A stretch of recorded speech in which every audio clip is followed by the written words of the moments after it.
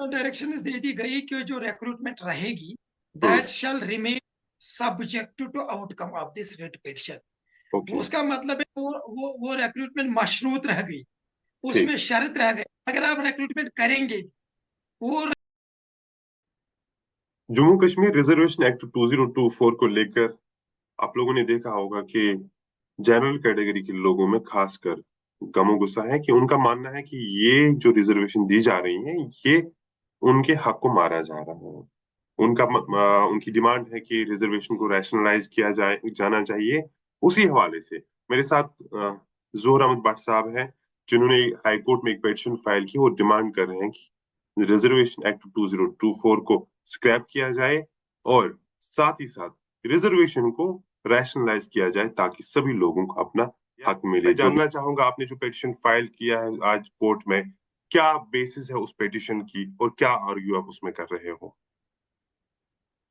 देखिए सर, जो अभी जो हमारे जम्मू कश्मीर रिजर्वेशन रूल्स है उसके मुताबिक जम्मू कश्मीर में 57% seat share in government jobs, promotions and admission to MBBS, engineering and other courses रहता था ओपन मेरिट के लिए, और कैटेगरी के लिए रहता था 43%। हम्म।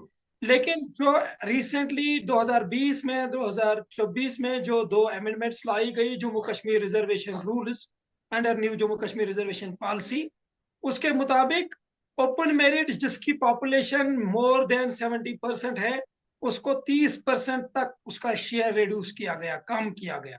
यानी आज के डेट में सिर्फ 30% शेयर ओपन मेरिट के लिए रखा गया, यानी जनरल कैटेगरी के। हम्म। और रिजर्व जो रेजिडेंट ऑफ बैकवर्ड एरिया है उसकी जो परसेंटेज थी शेयर वो था 20%। वो 20% से 10% रिड्यूस किया गया। और बाकी जो कैटेगरियां हैं उनमें किसी में डबल किया गया, किसी में ट्रिपल किया गया, किसी में 1/2 किया गया, इंक्रीज किया गया बाकी कैटेगरीज में। लेकिन जिसकी वजह से बहुत इनइक्वालिटी हो गई, इनजस्टिस प्रमोट हो गई। और आपने देखा हुआ पिछले 2-3 महीने से हमारे यूथ बहुत स्ट्रेस में है। इवन मेंबर पार्लियामेंट अगर राहुल मेहदी साहब ने बोला मैं प्रोटेस्ट के लिए जाऊंगा, ये सब चीजें देखकर जब हमने भी इसमें देखा कि हो रहे हैं, वायलेशन हो रही है और इनजस्टिस हो रही है, तो हमने पिटिशन दायर की along with co petitioners Zahoor Ahmad Bhat versus union territory of Jammu and Kashmir, और दूसरा उसमें पिटिशन है इशफाक अहमद डार, और है इशरत नबी, और है आमिर लोन, और है एक उसमें पिटिशनर हमारे शाहिद हम्म। साहब। तो हम्म। 5 ये पिटिशन हाईकोर्ट में दायर हो गई, और इसमें हमने हाईकोर्ट से रुजू किया कि जो ये अमेंडमेंट है उसको कालादम किया जाए, और जो जम्मू कश्मीर में रिजर्वेशन पॉलिसी जो है उसको रिव्यू किया जाए, और पॉपुलेशन परसेंटेज के मुताबिक एक कमीशन बिठा जाए, और परसेंटेज ऑफ पॉपुलेशन जो है उसी के मुताबिक ये सीट शेयर रखा जाए। तो कोर्ट ने ये पिटिशन आज सुनी। ऑनरेबल जस्टिस अतुल श्रीधरन साहब and honourable justice moksha Kazimi ma'am, तो जब उन्होंने केस की सुनवाई की उन्होंने डायरेक्शन दी थी सरकार को कि जो एडवोकेट जनरल साहब है वो इस केस में आने चाहिए, बाकी जो सीनियर एडवोकेट्स है वो असिस्ट कर सकते हैं लेकिन एडवोकेट जनरल आने चाहिए। आज के डेट में गवर्नमेंट के पास एडवोकेट जनरल नहीं है, इसलिए बोला गया एडवोकेट जनरल अपॉइंट कीजिए और 2 हफ्तों में। और जो अभी रिक्रूटमेंट चल रही तो है उसको रखा गया। आपके लिए क्या सूरत हाल रहेगी अभी जो पिटीशन फाइल किया गया है, क्योंकि अभी एडवोकेट जनरल वहां मौजूद नहीं है, तो उस सिचुएशन में क्या जो रिक्रूटमेंट्स चल रही है उसके हवाले से क्या कोई डायरेक्शन दी गई है, या अगर उसका कोई सरकार को कोई और पोस्ट अनाउंस करने हो, एडवर्टाइज करने हो, तो उस हवाले से क्या डायरेक्शन दी गई है? उसका डायरेक्शन दे दी गई कि जो रिक्रूटमेंट रहेगी that hmm. Shall remain subject to outcome of this writ petition.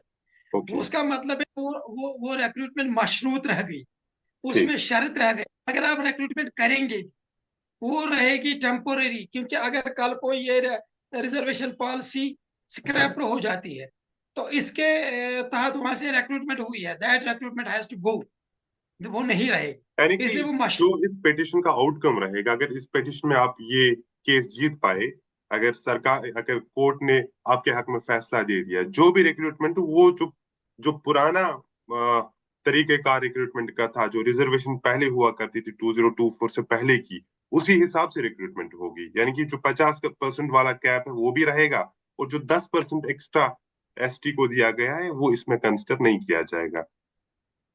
फिर उसी हिसाब से रहेगा, या अगर कोर्ट ने बोला जो हमारी जो मेन हमारा स्ट्रेस है, हमारा कोर्ट में स्ट्रेस भी इस बात पर रहेगा, हम प्रेस भी करेंगे कि rationalisation of reservation Jammu Kashmir में हो। एक हम्म कमीशन बनाया जाए जिसमें तमाम स्टेक होल्डर्स हो, एसटी भाई भी हो, ओबीसी भाई भी हो, ओपन के जो है वो भी हो, तमाम लोग आए इकट्ठे बैठे और कमीशन एक कैलकुलेशन करें कि इसकी कितनी परसेंटेज है पॉपुलेशन में, उसी हिसाब से शेयर करेंगे। क्योंकि सबसे बड़ी नाइंसाफी वही होती है ना, जो इस्लाम में भी लिखा गया है, इन हकदार को अगर हक नहीं दिया, अगर हम्म आपने अहमद को की मोहम्मद के सर पर दे दी, वो सबसे बड़ी नाहक, वो हक ना तलफी होगी। तो इसलिए जो हमारा कि रेशनलाइजेशन कीजिए, हम रिजर्वेशन के खिलाफ नहीं है, हम बोलते हैं रिजर्वेशन भी दे तो दो, साहब लेकिन एक आपका पिटिशन जो है वो जो 2024 के अमेंडमेंट है उसको कलअदम करने के लिए है, या आपका पिटिशन रैशनलाइजेशन के हवाले से है? हमारा पिटिशन एक तो 202 2020 2024 की अमेंडमेंट्स को कालादम कीजिए, नंबर 1, इनको कालादम कीजिए। हम्म उसके बाद डायरेक्शन दे दीजिए, एक कमीशन बना दीजिए headed by retired high court जज, उसमें तमाम कम्युनिटीज के स्टेक होल्डर रखो, दो दो तीन तीन स्टेक होल्डर, और डिप्टी कमिश्नर से कंसर्न एजेंसी से सेंसस की जाए और देखा जाए कि इनकी कितनी पॉपुलेशन है, उसके बाद सबको बिठा के एक डिसीजन लिया जाए जिनके हम्म सबको लगेगा इंसाफ हो। और जो अभी ह्यू एंड क्राई है, कोई बोल रहा है प्रोटेस्ट करो, जिसके हम खिलाफ है, प्रोटेस्ट नहीं होना चाहिए क्योंकि बच्चों को पढ़ना चाहिए, तो उसके बाद एक रेशनल वो अडॉप्ट किया जाए। क्योंकि अगर पुराने टाइम में भी कोई गलतियां हैं, कुछ लोग बोल रहे हैं हमारे साथ इनजस्टिस है, वो भी सुनना है, उनका भी क्या है, तो इसमें दूध का दूध पानी का पानी निकलेगा और फिर उसके बाद इम्प्लीमेंट होगा। सब रिजर्वेशन लोग चिल्लाएंगे। जम्मू कश्मीर रिजर्वेशन एक्ट 2024 है, उसके खिलाफ आर्ग्यूमेंट क्या है आप लोगों का? क्या आप कैसे समझते हैं कि वो सही आधारों पे नहीं हुआ है? उसमें क्या कमियां हैं? अगर कल तो जाके आपको कोर्ट में भी आर्ग्यू करना होगा तो आपको अपना आर्ग्यूमेंट देना होगा कि किस बेसिस पे हम इसको कलअदम करवाने के लिए डिमांड कर रहे हैं, पिटिशन फाइल किया है। तो आपका क्या आर्ग्यूमेंट है इस वक्त? हमारा आर्गुमेंट ये है कि जो उन्होंने अमेंडमेंट अभी जो है अमेंडमेंट अंडर चैलेंज है, उस अमेंडमेंट के मुताबिक यहाँ से जनरल कैटेगरी की जो पॉपुलेशन है वो है 70%, हम्म उनको आप देते हैं 30%। और जनरल कैटेगरी में रिजर्व्ड वाले भी आते हैं जो क्रीमी लेयर हो, जो ना ऑलरेडी इकोनॉमिकली हम्म अच्छे हैं लेकिन जनरल वो रिजर्व में है, वो जनरल में आते हैं क्योंकि वो क्रीमी लेयर है। तो 70 को आप 30 देते हैं और 30 को आप 70 देते हैं, गलत बात है। हम्म दूसरी बात दूसरा बात आरबीए को आपने 20 से 10 किया, पॉपुलेशन तो कम नहीं हुए, गाँव तो वही है, गलत हम्म बात है। ये हमारा प्लस हम जम्मू कश्मीर रिजर्वेशन एक्ट जो है, जो हमारा एक्ट है, वो बोलता है रिजर्वेशन कभी 50% से ज्यादा नहीं होनी चाहिए। हमारा एक्ट है, अपना एक्ट, वो वायलेट हो रहा है। सुप्रीम कोर्ट की 9 बेंच जजों की जजमेंट है, सुप्रीम कोर्ट की, Indira Sahni case, famous case, इसको तो कहते जो हैं जो मराठा रिजर्वेशन के रिजर्वेशन। रिगार्डिंग था, हाँ, वो 1992 वाला। बोलता है वो बोलता है कि 50% से होनी नहीं चाहिए इंक्रीज, तो हम्म यहां हमने की इंक्रीज। इवन जहां तक उस केस में जब आर्ग्यूमेंट हुआ था, वहां वहां पर ओपन मेरिट की पॉपुलेशन 30% थी, तब भी सुप्रीम कोर्ट ने बोला 50 कम से कम रखो, क्योंकि open is not only for open, it is for category as well. Category hmm हमें समझना है, कैटेगरी में अगर कोई बच्चा मान लीजिए कॉन्वेंट में पढ़ता है, उसका बाप ऑलरेडी अफसर है, तो वो ओपन में ही चला जाता है। या हम्म अगर कोई कैटेगरी में गाँव में कुपवारा में रहता है, दूर दराज गाँव में, लेकिन वो क्रीमी लेयर है, मान लीजिए उसकी इनकम 15 लाख या 20 लाख से ऊपर है, उसको फिर कैटेगरी नहीं, वो भी ओपन ही है। सो ओपन में हर एक है, वो रिजर्व compete वो रिजर्व compete ओपन मेरिट वालों के साथ करता है, तो वो अपनी जगह ओपन कैटेगरी में भी निकाल पाता वो है। भी आएगा। सो प्लस प्लस वो हम्म रिजर्व आप रखिए, लेकिन उतना ही रखिए जितनी पॉपुलेशन की परसेंटेज है, अदरवाइज क्लास वार हो जाएगा, डिप्रेशन हो जाएगा बच्चों का, इनजस्टिस होगी कल। तो कितने तो होपफुल है ये आपके हमारे आपका ग्राउंड, जो आर्ग्यूमेंट है वो कोर्ट सुनेगी और इस पर जो है आपके हक में फैसला देगी? इंशाल्लाह इंशाल्लाह आप श्योर है कि ये आपके हक में फैसला आएगा? आपके आर्ग्यूमेंट ये है? हमारे हक, मैं चाहता हूँ इंशाल्लाह इंसाफ के हक में फैसला आएगा, लोगों के हक में फैसला आएगा, क्योंकि हम्म मेजॉरिटी, ये तो कॉमन सेंस के ये हर एक को समझ आ रहा है, और हम कोर्ट पर जुडिशरी की विजडम पर हम बिलीव करते हैं। इंशाल्लाह उल अजीज जस्टिस के हक में फेवर आएगा, सबके हक में फेवर आएगा, तो इंशाल्लाह इंसाफ की जीत हाँ। होगी। आपका कमेंट लेना चाहूंगा कि सरकार ने भी जब इलेक्शन की कैंपेनिंग चल रही थी, असेंबली इलेक्शन की, तो ये रिजर्वेशन का मामला तब भी एक बड़ा एक पॉलिटिकल मुद्दा बना था।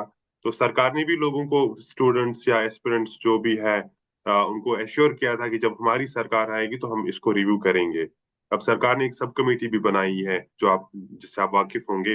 तो उससे क्या उम्मीदें हैं आपको? क्या आपको लगता है कि सरकार भी जो आपका जो अंदाज है कि इस तरीके से सरकार को ये हल करना चाहिए, क्या आपको लग रहा है कि सरकार भी इस चीज को कंसिडर करेगी, या आपने कहीं सरकार को भी अप्रोच तो नहीं किया कि अगर आप रिजर्वेशन को रैशनलाइज करना चाहते हो तो इसके लिए आप भी ये वाला प्रोसीजर जो आप मुझे समझा रहे थे, इसका इस्तेमाल करके आप आगे चलिए उस पे?